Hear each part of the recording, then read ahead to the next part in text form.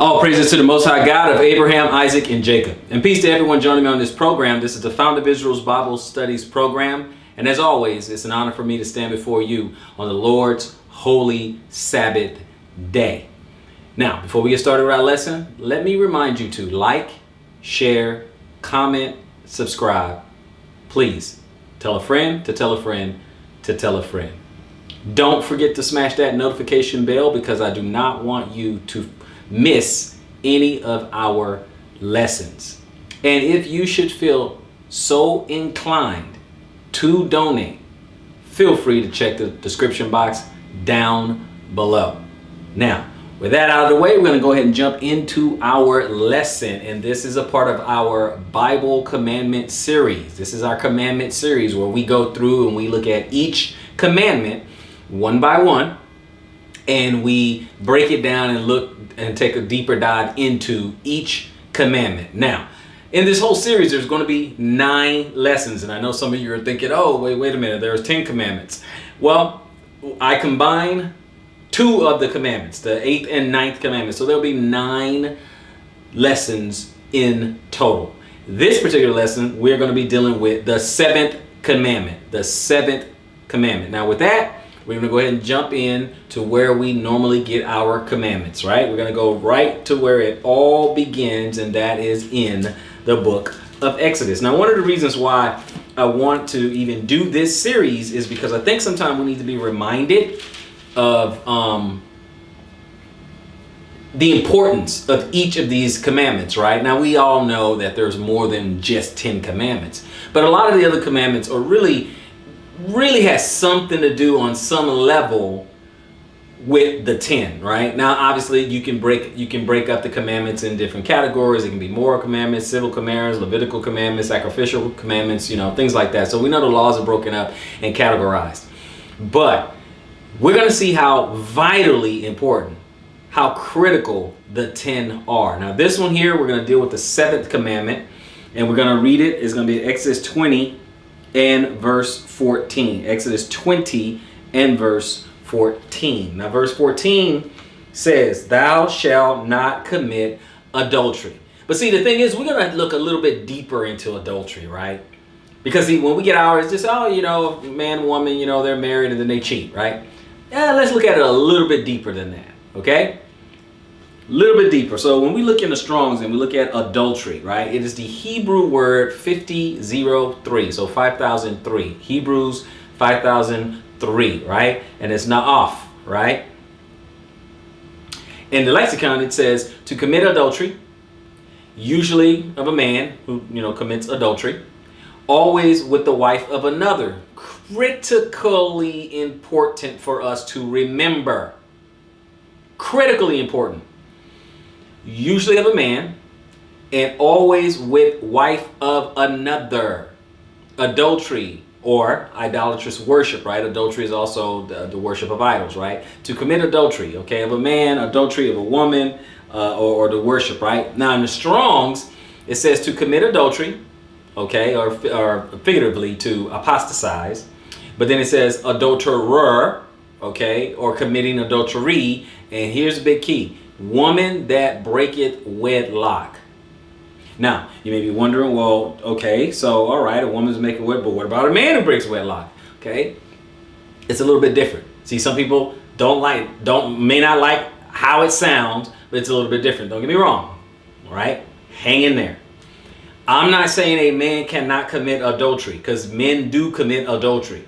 But adultery starts with the marital status of the woman. The marital status of the woman.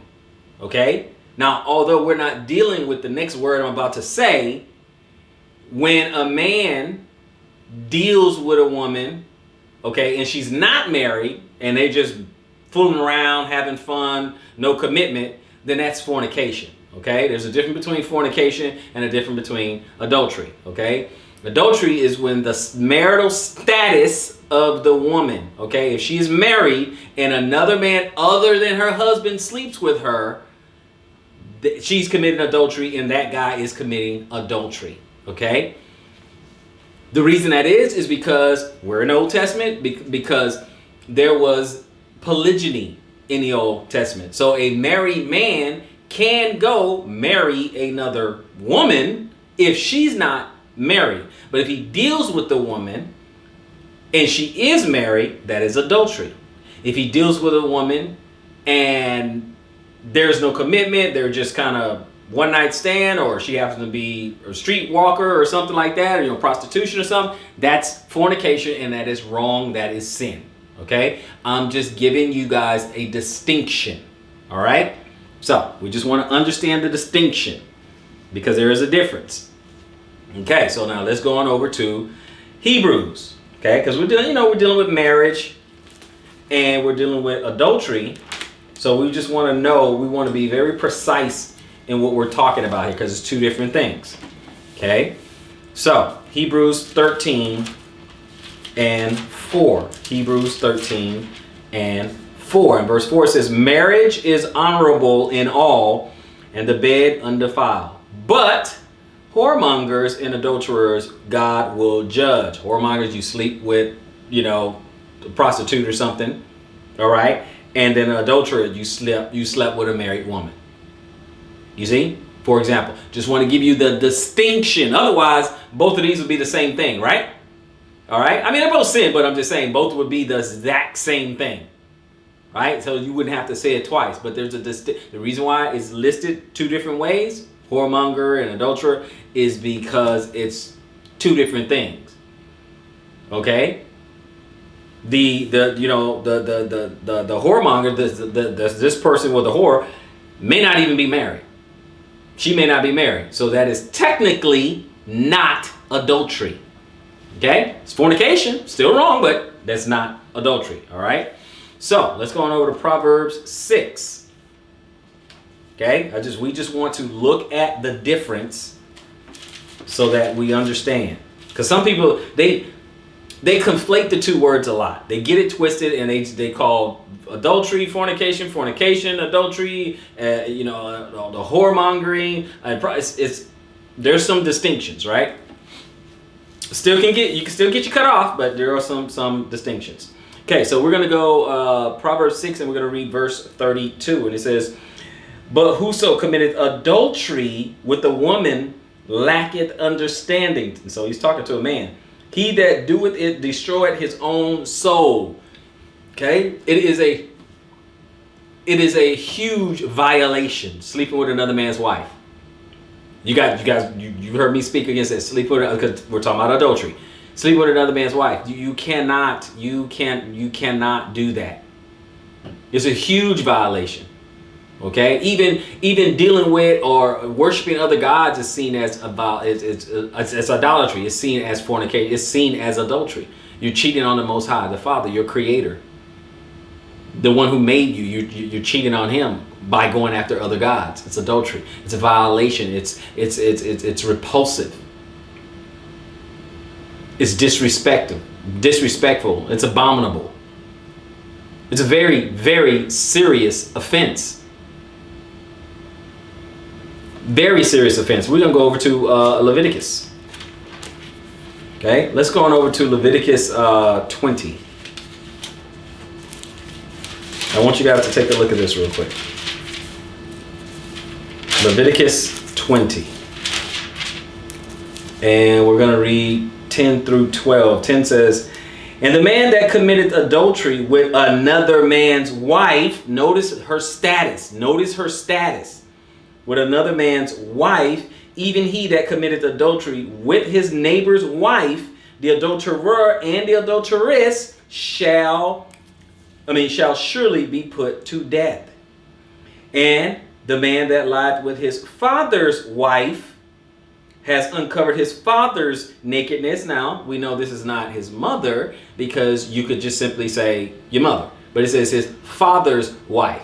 Now remember, we're still in Leviticus. There's a time, during a time where polygyny is just normal. Okay, it's no big deal. It's just normal. So this could be one of his father's wives, right? Could be one of them. You can't be with her. That is adultery, because that woman, she's married. She's married to his father. Okay, so again, that is adultery. Okay, This is going to be big boy and adult, adult lesson here. Okay, so this is wrong. Okay, and he says, and the man that lied with his father's wife has uncovered his father's nakedness. Okay, disrespectful. You slept with your father's wife. Wrong, abominable. Both of them shall surely be put to death. Okay, you're going to kill your son. Okay, their blood shall be upon them. It's going to be their fault. All right. Back then, I have to say back then, because modern day, they'll be like, oh, you're trying to kill. No, I'm just saying it was a serious offense. Enough. It carried the death penalty. Okay. So just sleeping with another man's wife, both that man and that woman was put to death.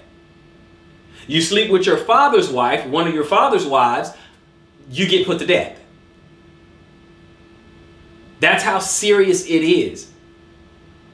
Now, the reason why I had to draw that distinction to let you guys know, the adultery starts with the marital status of the woman, is so that these scriptures will make sense to you. I want to give you clarity. I want to set the distinction so that you may have clarity. Okay, that was my whole goal. Okay, so when we study this thing and walk this thing out, I want you to walk in with your eyes wide open. Okay, so with that, we're going to go ahead and we're going to go to Deuteronomy 22. Deuteronomy 22. I want you guys to be able to really understand this, really get it. And we go 22, we're going to start at 22 and read to 24. 22, it says what? If a man be found lying with a woman married to a husband, then they shall both of them die. Both the man that lied with the woman and the woman, so shall thy put away evil from Israel. It is evil, it is wrong, you don't do it. The Most High didn't even want it in your midst. He didn't even want it in your midst, in your sight. He don't want it to be in the assembly. He don't want it to be in the church. He don't want it to be in the congregation. He don't want it to be in the community. If y'all about that, you get put to death. Get out of the community. It cannot be done. It is abomination. It's someone being defiled. That is a violation. You're violating a man. Okay, a woman is soil. And that's that man's. So this is how this man grows. The woman is his family, but this is also how he grows his family. And some man comes along and violates that. It cannot be done. You cannot mix and mingle like that. You cannot do that. And I'm really emphasizing this on the men. I mean, obviously it takes two to tango, but I'm really emphasizing it starting first, with the man. You gotta control those urges, man. You gotta get a handle on that. You cannot, knowing full well if this woman is married, bro, that's an automatic no. You don't even put yourself in situations to where anything like that can even be implied, where you're alone somewhere. If you somebody, it better be out in public, in broad day. If that, you really shouldn't even do. But do not find, if it's not in a professional setting, do not find yourself in the company of another man's woman by yourself. That is not what you want. Keep that in total isolation. You don't even want accusations like that. Not even accusations like that.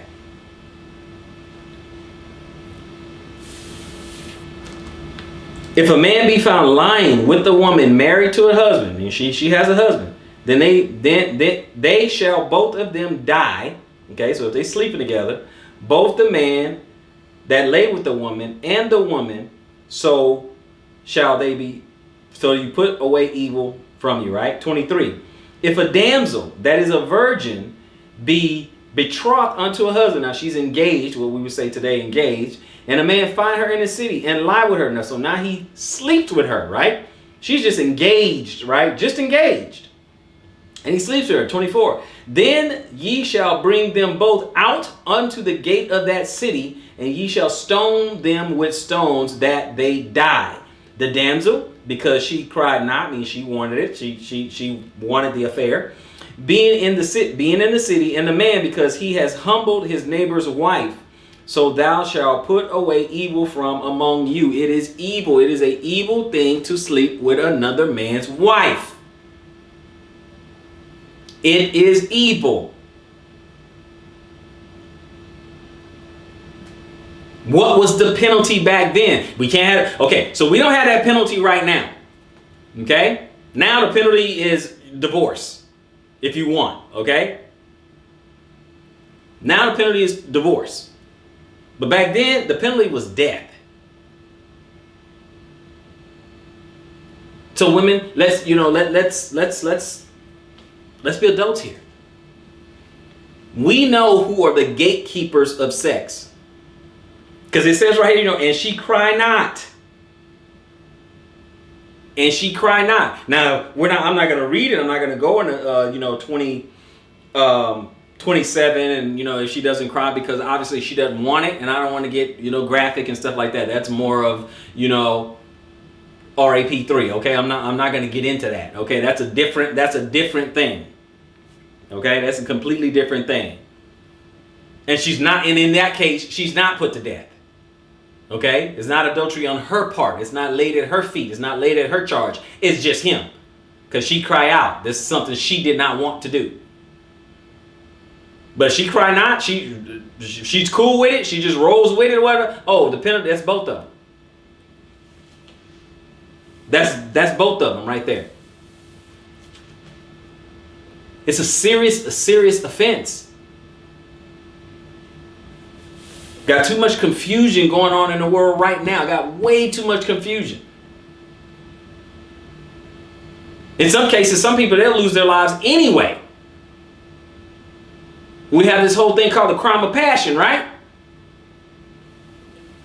Now, at this point, I say, look, to me, I don't think anybody's worth crashing out over, Just get a divorce, walk away, you find out your wife sleeps with somebody else. Okay, get a divorce, walk away. It's just not worth crashing out about that. Okay, it's not worth it. It's not worth throwing away your life, to go to jail or taking someone's life because of the gatekeeper. Okay. Now, as far as you, if you're the one sleeping with another man's, okay, bro, what are you doing? What are you doing? There's a lot of women out there. Pick one. Find a wife.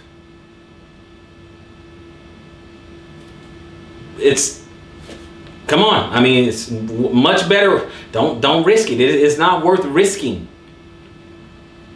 It ain't worth risking your life. It ain't worth wrecking somebody else's life. It's not worth going to jail. It's not worth being hospitalized. It's not worth. It ain't worth hellfire. Sleeping with another man's wife.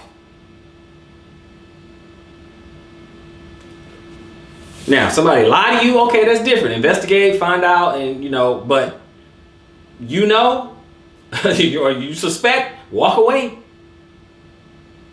Walk away. Serious offense over here. Let's go to John. Serious offense. Let's go to John.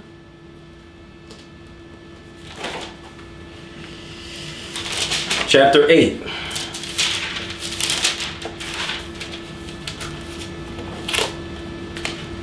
John chapter 8. 4 through 11. They say unto him, Master, this woman was taken in adultery in the very act. Now Moses in the law commands us that such should be stoned. But what sayest thou? This they said, tempting him, that they might have to accuse him. But Jesus stooped down and with his finger wrote on the ground, as though he heard them not. So when they continued asking him, he lifted up himself and said unto them, He that is without sin among you, let him first cast a stone at her. Okay? And again, he stooped down and wrote on the ground. And they which heard it, being convicted by their own conscience, went out one by one, beginning at the eldest, even unto the last. And Jesus was left alone, and the woman standing in the midst. When Jesus had lifted up himself and saw none but the woman, he said unto her, Woman, where are those thine accusers? Has no man condemned thee? And she said, No man, Lord. And Jesus said unto her, Neither do I condemn thee. Go and sin no more. I don't want you guys to miss something in here. Couple things, and I'll work it backwards. He said, go and sin no more. He acknowledged that a sin was committed, did he not? And then he also acknowledged that she needs to keep the commandment of thou shalt not commit adultery, right? So he says, yeah, you sin, so don't go and sin no more. Don't do it again. Keep the commandment of thou shalt not commit adultery, right? Can we agree with that? Okay, go and sin no more. Now let's work it backwards again. They came and said, hey, this woman is caught in the very act. Moses said we should stone her. What do you say? What's missing, class? I know some of you guys get it. What's missing? Yeah, I can hear some of you guys right now. The other guy. She didn't do it by herself. Where's the guy? Where's the guy who committed the act? Because if there was going to be some stoning going on, it's supposed to be two people. It's supposed to be two people getting stoned to death, right? So that's not fair. That's not right. That you stone her and then the guy gets away scot-free. No. See, the Messiah, he wasn't playing that. He wasn't playing that. So he didn't say, oh, well, no, Moses, I mean, that's not what he meant. It's not cool. Don't worry about it. That all changed. No, he didn't say that. He just simply said, he that is without sin, cast the first stone at her. Go ahead and kill her. If you don't have any sin, go ahead and kill her. And my last point is, could the Messiah have cast a stone since he was without sin? Okay. So he wanted, we're supposed to judge righteously. So were those men? Could have been Pharisees, Sadducees, whoever it was. But the men who were talking, were they judging righteously? Were they judging her righteously? Let's keep going, brothers and sisters. Let's keep going. We're over in John. We're going to go to Romans. Okay? Romans chapter 7. And we're going to read the first 3 verses. Which reads, Know ye not, brethren, for I speak to them that know the law, and I do right now as well. We read the law, right? I speak to them that know the law. How that the law has dominion over a man as long as he liveth. So as long as we're alive, we're under that law. I thought there was no law. Right? As long as he lives. And then he gives it to an example. For the woman which has a husband is bound by the law to her husband so long as he liveth. But if the husband be dead, she is loose from the law of her husband. It's a law of marriage, a law of your husband, for as long as he alive.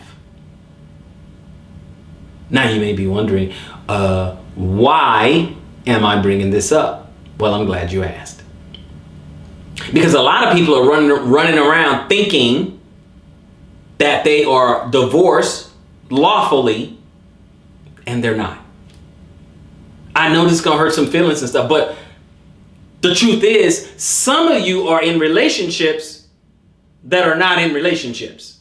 Some of you are in relationships where it is okay, sanctioned by God. It's okay by the Most High. It's recognized by the Most High. And some of you are not. Some of you think it is recognized. And some of you are not. Some of you are lawfully with your husband. And we're going to get into that. I don't want it to scare some people. We're going to get into that. You know why? Because we need some clarity. And since we need that, allow me to elucidate. Okay? So, I'm going to, 3. And it says, so then if while her husband liveth, she be married to another man, she shall be called an adulteress. But if her husband be dead, she is free from that law, so that she is no adulteress, though she may be married to another man. Okay? Meaning, see, I had to teach a guy on this, right? I had to teach a guy on this. And he's like, wait a minute. You know, the law of Moses, are you saying we can't get remarried? No, I'm not saying that. The law of Moses, what you saying you can't get divorced? No, he's not. Shaul's not saying that at all. My question to him was, where is divorce mentioned in here? Where is it? I'm going to read it again. I'm going to see if I can find it. It says, know ye not, brethren, for I speak to them that know the law, how that the law has dominion over a man as long as he liveth. For the woman which has a husband is bound by the law to her husband so long as he liveth. But if the husband be dead, she is loose from the law of her husband.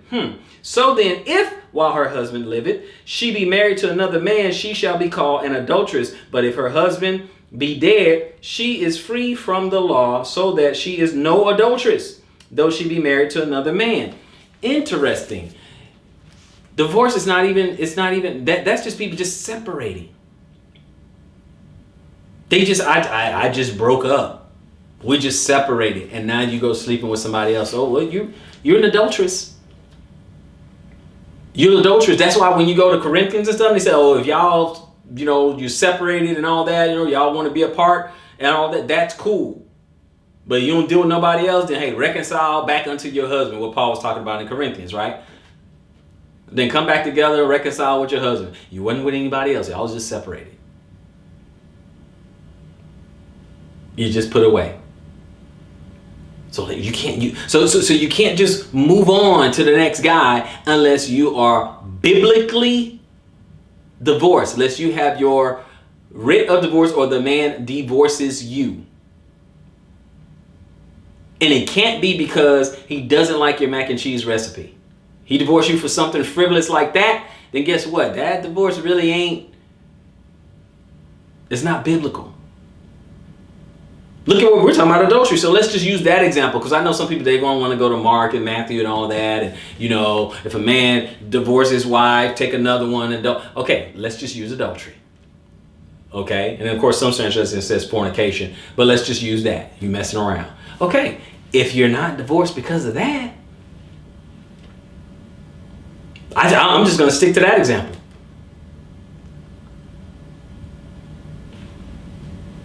So that's what it is. I'll just stick to that. That's what it is. So if we use that example, now go back, whether it be yourself or some people that you know. They get divorced. They're divorced, they're no longer together, stuff like that. Let's just see how many people are biblically divorced. If we just use adultery, because we're talking about adultery, we're just using adultery.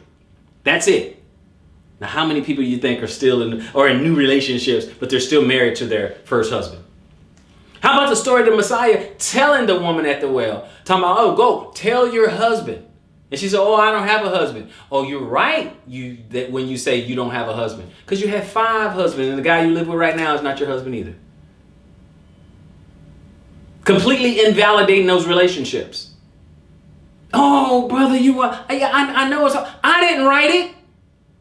I know it's hard. I know it's tough to stomach.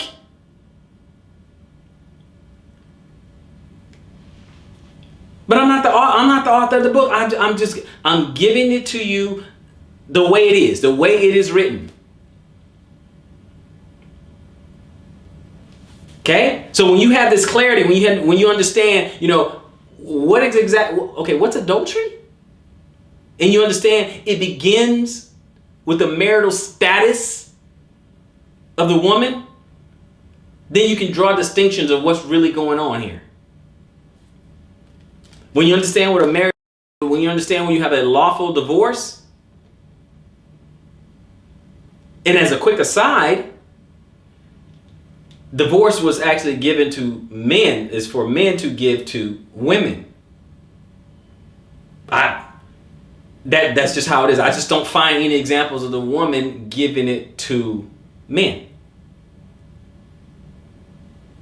Now, you can go to the elders and things like that, and then the elders can talk. Because let's say this guy is a terrible husband. He's no good. Then yeah, the woman can petition the elders can talk to the man and say, hey man, look, if you're not going to take care of her, if you're not going to look after her, if you just, all that, then they can talk to the man. But the power of the divorce is the guy, is what I'm saying. Okay? That's all I'm saying. So the reason I'm telling you this, it's not to be mad. It's not because I'm mad at you. It's not because I'm trying to oppress you. I'm not trying. No, I'm not doing that. I'm trying to tell you because perhaps someone else didn't. Okay? So if your Reverend, Doctor, Bishop, Pastor, Priest don't tell you, your moray will. I'm just telling you what it is. I'm telling you what adultery is. Okay? I'm sprinkling a little bit of, divorce in there because I don't want you guys to be living as an adulterer or an adulteress. I don't want you to be living in it, because if you're living in it and we're unrepentant of it, then we don't get into the kingdom. So I'm actually telling you, what I'm telling you is actually out of love, because I care for you.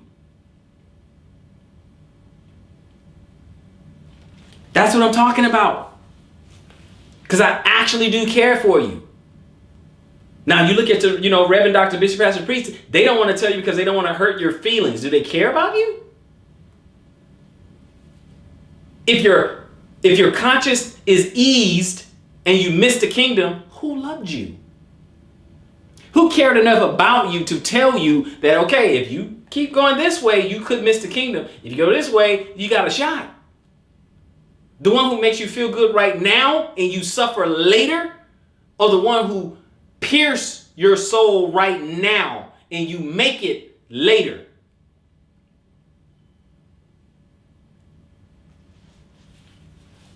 1 Corinthians 7. I'm going to read verse 39.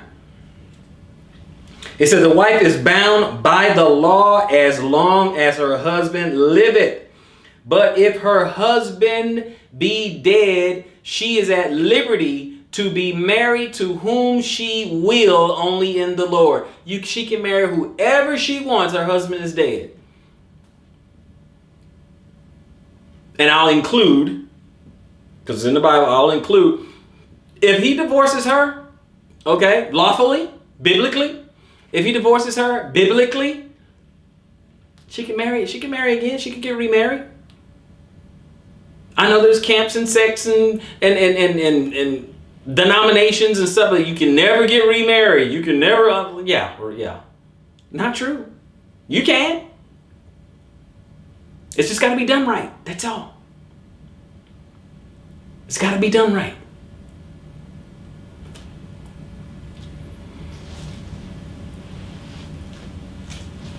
But you can. But now this right here, because it's till death do us part. That's the cleanest way. Somebody's got to be dead. Your husband's got to be dead. That's the cleanest way. That's for sure. Proverbs 6.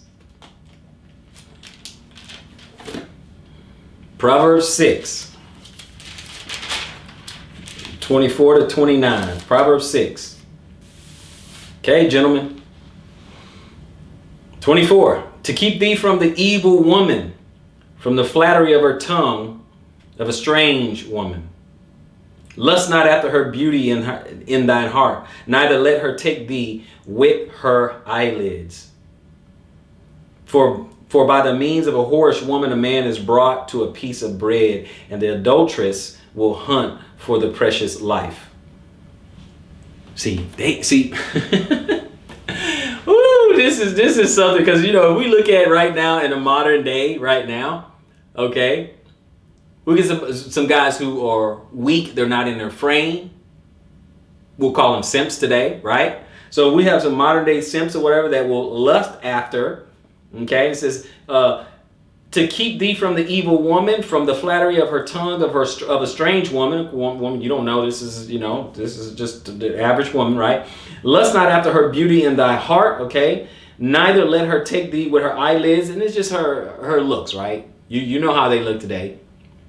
And just talking about her beauty, all right? Her beauty, her looks, her figure, and all that, right? 26.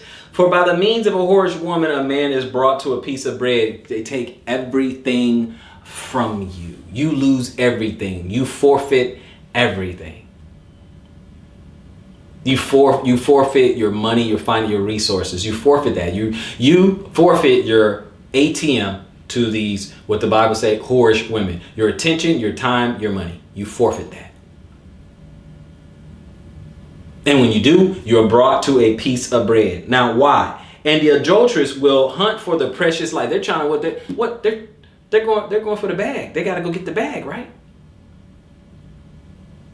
They're on to the next one. Who else can buy them something? Who else is going to lavish gifts and things on them? Who else is going to get them a bag? Who else is going to fly them out somewhere? Who else is going to pop bottles on them? You see how you can be bought to a piece of bread? So if you don't do that, then hey, drain you and then find somebody else to do it.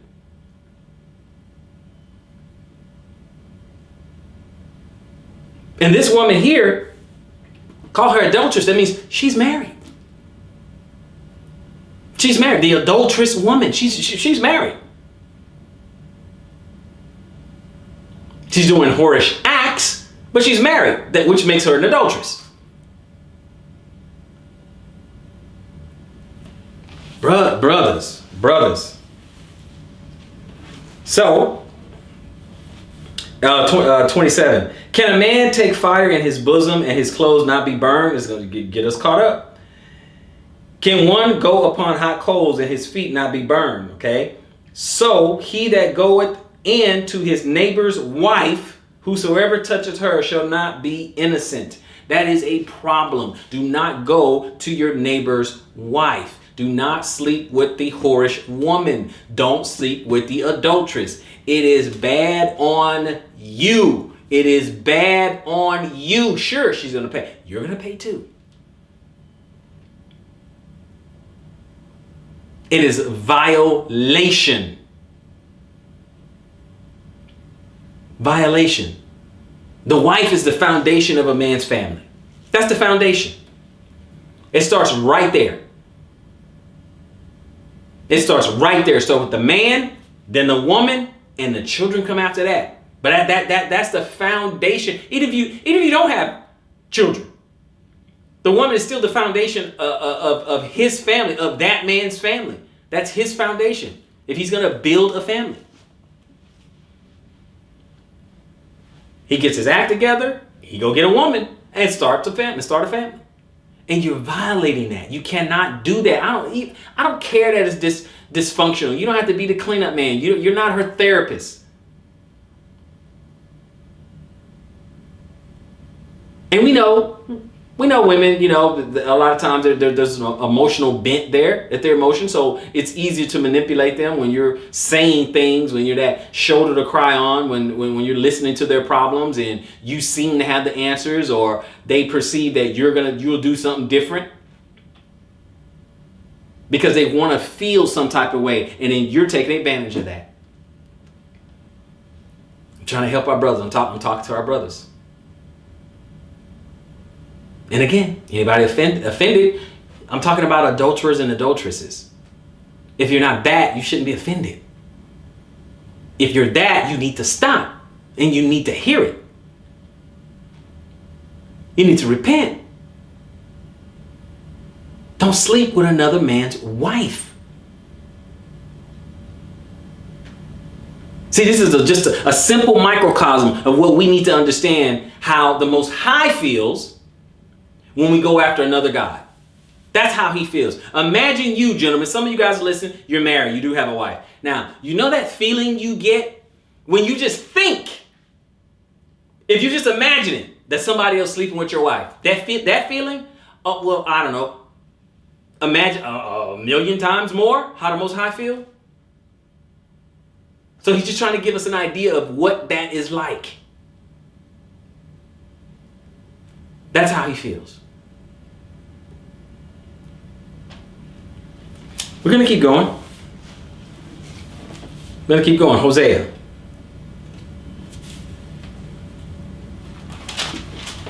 Hosea 4, first 2 verses. Hear the word of the Lord, ye children of Israel, for the Lord has a controversy with the inhabitants of the land, because there is no truth, nor mercy, nor knowledge of God in the land. He says, by swearing and lying and killing and stealing and committing adultery, they break out, and blood touches blood. It's all going down. It's all downhill after that because of all these things. And one of the things was adultery. They're committed. Think about the people, the inhabitants of the land. Think about that. Look at what's going on in the land. First, the land just walk away from the law, walk away from Torah, which is their constitution, right? Completely walk away. So there's no truth there. Everybody just out live and let live. You know, your truth is your truth, and we just do whatever we want, make it up as we go. There's no mercy, judging real harshly when somebody messes up. Okay, no problem. And then there's no knowledge of God in the land. Don't even want to talk about the Most High. They probably don't even doing it. They probably stopped doing all the biblical holy days and stuff. Stop observing all that stuff. Stop observing the Sabbath and everything. But then what he says, by swearing, they're doing that. By lying. You know what that is, and killing, and stealing, and committing adultery, they break out. So all that is running rampant. Now, can you imagine? Can you imagine in your own little community, in your own little world? I know most of us, we live out in a regular world with other people of the world, stuff like that. We're not like in community, but it'd be even worse if it was in a community, because you're talking about a bunch of people who know better, right? But and who's supposed to be following a guide. But imagine these things was going on around you rampantly. The swearing, the lying, the killing, the stealing, and the adultery. Can you imagine that? Can you imagine the chaos it would be? Can you imagine? It's unconscionable. I'm doing my best to invoke emotion in you. I'm trying to do that on purpose, because I want you to remember what's going on here. I want you to because I want you to carry this lesson. I want you to carry this particular commandment. I want to do this so that way we can focus on one commandment each week. Doesn't have to be in order or anything like that. I want you to check these lessons out, and I want you to focus on them each week as we do a little deep dive, and we'll look at it, and you will see and feel. I want you to feel the gravitas of each commandment. Go with me over to 2 Samuel in chapter 11. You guys know where we're going. Real big deal when it comes to adultery. Look at this in adultery. 2 Samuel 2 through 5. Chapter 11, 2 through 5. And it came to pass in the evening that David arose off his bed and walked upon the roof of the king's house. And from the roof he saw a woman washing herself. And the woman was very beautiful to look upon. And David sent and inquired after the woman. And one said, is not this Bathsheba, the daughter of Eliam, the wife of Uriah the Hittite? Right there, it should have stopped. It should have ended. Oh, it's over with. Oh, she's married. Okay. And that's it. That should have ended it right there. Right? And then verse 4. And David sent messengers and took her, and she came in unto him, and he lay with her, for she was purified from her uncleanness.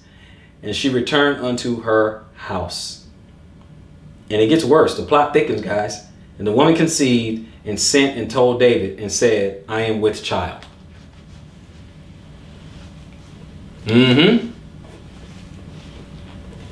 Super, super bad. Already with another man's wife. Now, we're not going to read the rest of the story, but if you keep on reading, he's trying to get Uriah to sleep with his wife, and Uriah's like, look, man, we're at war. My guys are out there. It's not cool for me to be going in under my wife, sleeping under a comfortable roof, and my men, my fellow soldiers are out there sleeping on cots and sleeping on the ground, sleeping in tents and stuff. I can't do that. And then, of course, David set him up to get killed. Okay, so we already know what happened with that, right? So let's go ahead to 2 Samuel 12. We're going to pick it up at verse 1. And the Lord sent Nathan unto David, and he came unto him, and he said unto him, there are 2 men in one city, one rich and the other poor. The rich man had exceeding many flocks and herds, but the poor man had nothing save one little ewe lamb, which he had brought and nourished up. And they grew up together with him and with his children. And he did eat of his own meat and drink of his own cup and lay in his bosom and was unto him as a daughter. And there came a traveler unto the rich man, and he spared to take of his own flock and of his own herd to dress for the wayfaring man that was come unto him, but took the poor man's lamb and dressed it for the man that was come to him. And David's anger was greatly kindled against the man, and he said to Nathan, as the Lord liveth, the man that has done this thing shall surely die. And he shall restore the lamb fourfold, because he did this thing and because he had no pity. And Nathan said to David, thou art the man. Thus said the Lord God of Israel, I anointed thee king over Israel, and I delivered thee out of the hand of Saul. And I gave thee thy master's house and thy master's wives into thy bosom, and gave thee the house of Israel and of Judah. And if that had been too little, I would have moreover had given unto thee such and such things. Wherefore hast thou despised the commandment of the Lord to do evil in his sight, and thou hast killed Uriah the Hittite with the sword, and hast taken his wife to be thy wife, and hast slain him with the sword of the children of Ammon. Okay, look at that. He said, you got a bunch of wives. You had your master's wives. I gave them to you. And if you wanted more, I would have given you more. Why did you feel like you had to take another man's wife? Why? This is what we're dealing with, brothers and sisters. You see? And now, therefore, the sword shall never depart out of thy house, because thou hast despised me, and hast taken the wife of Uriah the Hittite to be thy wife. He keep on referring to her as Uriah's wife, right? Thus said the Lord, behold, I will raise up evil against thee out of thy own house, and I will take thy wives before thine eyes, and give them unto thy neighbor, and he shall lie with thy wives in the sight of the sun. For thou did this secretly, but I will do this thing before all Israel and before the sun. I'm going to do this in broad daylight. Everybody's going to see. It's going to be a problem. Right? You guys can finish up and read 15. I'm going to go over to Proverbs 5. Go to Proverbs 5 and start rounding this out. Proverbs chapter 5. I'm going to start at 18 to 23. Let thy fountain be blessed, and rejoice with the wife of thy youth. Let her be as the loving hind and pleasant roe. Let her breast satisfy thee at all times, and be thou ravished always with her love, right? So this is talking about being close and intimate with your wife. And why would thou, my son, be ravished with a strange woman and embrace the bosom of a stranger, right? Someone's not your wife, right? The adulterous woman. For the ways of man are before the eyes of the Lord, and he pondered all his doing. So the Lord sees everything that we are doing, dealing with these people, right? His own iniquities shall take the wicked himself, and he shall be holden with the cords of his sins. Okay, this is the kind of stuff that'll get us caught up. In 23, and he shall die without instruction, and in the greatness of his folly he shall go astray. This is how we get carried away. We get carried away in our lusts. Right? I'm going to keep going because I got a couple of places I need to get to. Go with me to Jeremiah. Jeremiah 29. I want you guys to ponder that. We get carried away in our lust. We can let that get the best of us. We really need to control that. 29. When we go to Jeremiah 29, we're going to read 20 to 23. And 20 says, their children also shall be let's see here. I'm in 30, sorry. 29, okay. So chapter 29, we're going to read 20 to 23. Hear ye therefore the word of the Lord, all ye of the captivity, whom I have sent from Jerusalem to Babylon. Thus said the Lord of hosts, the God of Israel, of Ahab the son of Kolaiah, and Zedekiah the son of Mahasiah, which prophesy a lie unto you in my name. Behold, I will deliver them into the hand of Nebuchadnezzar, king of Babylon, and he shall slay them before your eyes.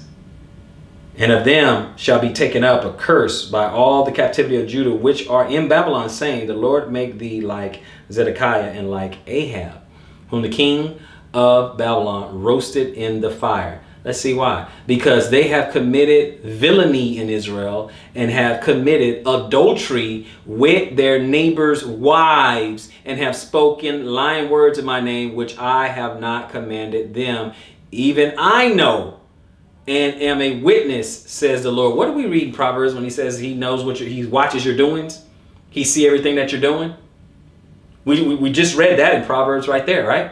In Proverbs 5. And he says, I see that you guys are committing. Why are you sleeping with your neighbor's wives? He said, I know, and I'm a witness to it. I'm laying this heavy on us, guys, because it starts with us. I know earlier I said, hey, women, they're the gatekeepers of sex, but it starts with us. The gate can be open, but you don't got to walk through. Galatians 5. We're going to start at 19. Galatians 5, I'm going to read 19 to 21. 19 says, now the works of the flesh are manifest, which are these. Right out the gate, adultery. Adultery, fornication, uncleanness, lasciviousness, idolatry, witchcraft, hatreds, variance, emulations, wrath, strife, sedition, heresies, envyings, murders, drunkenness, revelings, and such like, of the which I tell you before, as I have also told you in times past, that they which do such things shall not inherit the kingdom of God, that they will not inherit the kingdom of God. Let's look at something real quick. You know what? We're going to go to the Strongs, Galatians. We're going to go to Galatians real quick. Okay, Galatians, and where are we? 5, Galatians chapter 5. Or 19. I want to look at something real quick. We look at adultery. Let's look at the adultery in the Greek. Okay. Moikiha, which adultery, it just simply says adultery. Now, I'm going to look at fornication. Okay, porneia, right? Illicit sexual intercourse, which includes adultery, fornication or homosexuality, lesbianism, or intercourse with animals, etc. Right? So fornication can't deal with, gentlemen, sorry, man can't lay with man, stuff like that. Can't lay with another man's wife. And sexual intercourse with close relatives, that's Leviticus 18. That's fornication as well. Can't do that with your relatives. Sexual intercourse with a divorced man or woman, if you're unlawfully divorced, okay?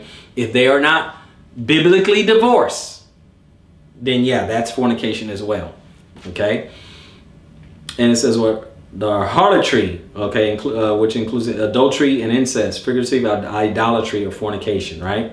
All right. So unlawful sexual intercourse, okay, that's fornication. Unlawful sexual intercourse, right?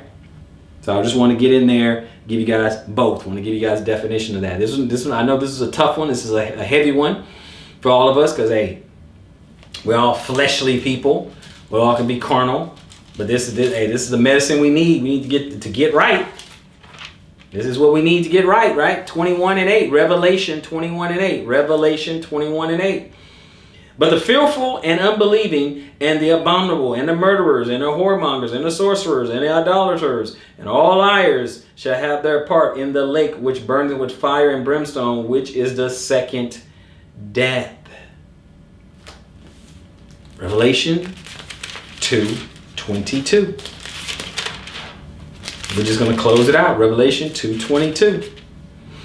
22 says, behold, I will cast her into a bed, and them that commit adultery with her into great tribulation, except they repent of their deeds. Unless we repent of our deeds, brothers and sisters. Just letting us know, lest we repent of our deeds. Now let's go to our last two places, okay? In Romans, and we'll close it out. I know this is a tough one, but hey, it is what it is. It's in here. It's for our admonition. It's for our learning. Okay? Romans 13. We're going to read 8 through 10. Romans 13, 8 through 10. Owe no man anything but to love one another. For he that loveth another has fulfilled the law. How so, Paul? How so, Shaul? For this, thou shalt not commit adultery.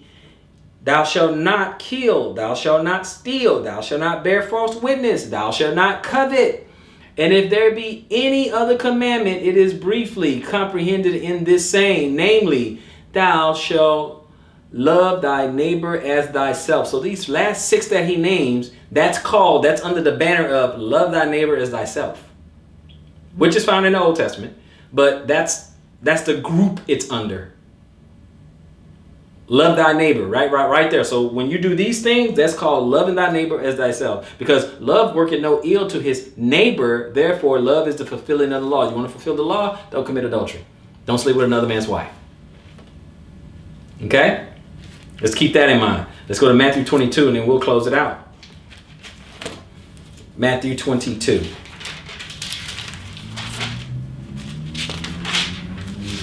And we're going to read 36 through 40.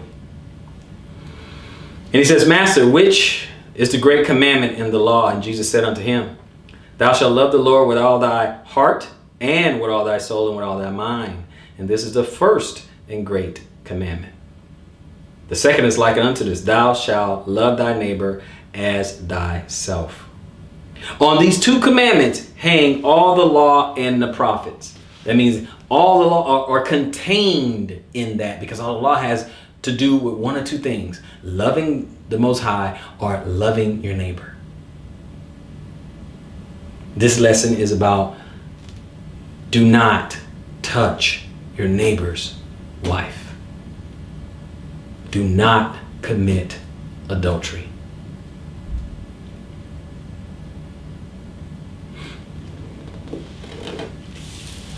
I hope someone has been edified by this particular lesson. I know it was heavy, but I wanted you to get the gravitas of this lesson.